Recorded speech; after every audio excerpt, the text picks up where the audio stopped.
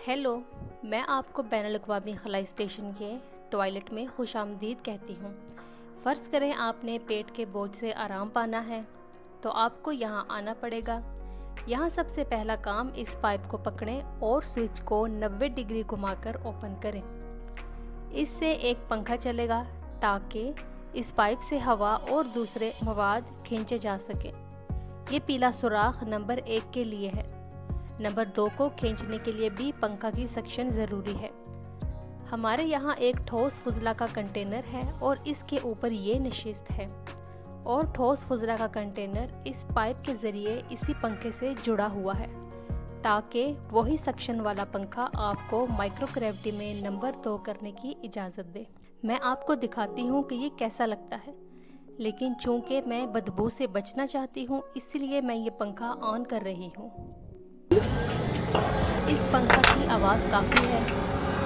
अब हम वहाँ जाते हैं, ये स्विच को दबाकर ढक्कन उठाते हैं। ये नशिस्त है जो आरामदेह और पुरसकून नज़र आती है, लेकिन माइक्रोग्रेविटी में आप इस तरह नहीं बैठ सकते। लिहाजा हम में से अक्सर इस हिस्सा को भी उठाते हैं और प्लास्टिक के बैग में जाने वाले सुराख को बराह रास्त इस्तेमाल करते हैं। जी यहाँ एक बैग है।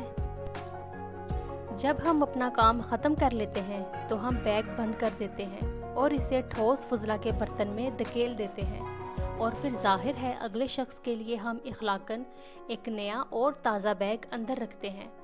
ठोस फुजला का कंटेनर भर जाने पर तब्दील हो जाता है। अगर 3 अफराद इस्तेमाल करें तो 10 दिन बाद कंटेनर भरता है।